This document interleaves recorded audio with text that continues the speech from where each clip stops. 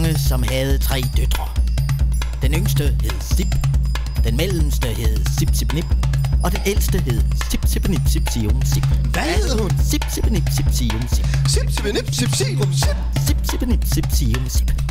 Nå, men der var også engang en konge, som havde 3 sønner. Den yngste hed Skråt, den mellemste hed Skråt Skråt og Rot, og den ældste hed Ib. Hvad hed han? Ib. Nå, Ib. Nå, men så blev Ib gift med Sip Sip Nip. Sip og Sip Sip Nip Sip Sium Sip blev lesbiske. Skråt og Skråt Skråt og Rot blev bøsser, og de 2 gamle konger, som begge var incestofre, kom i gruppeterapi. Gruppeterapi. Nå, men så fik Ib en masse uægte børn med Sip, som de var utrolig lykkelige for at kunne dele med Sip Sip Nip Sip Sip Nip Sip Sium Sip Skråt Skråt og Rot, og de 2 gamle konger, som i øvrigt havde indledt et sadomasochistisk forhold til deres psykiatere, som viste sig begge at være alkoholiske transvestitter med en fortid inden for stofmisbrug, stage diving og regnfrakkesex. Regnfrakkesex.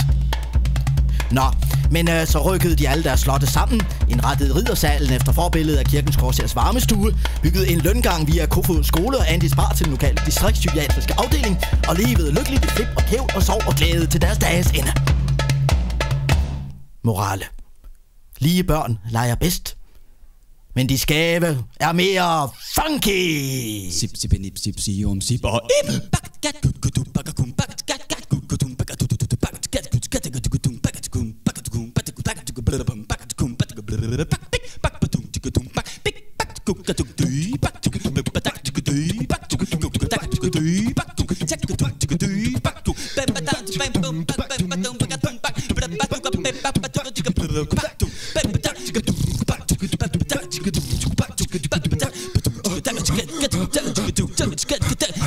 Sip sip nip sip sium sip og ib.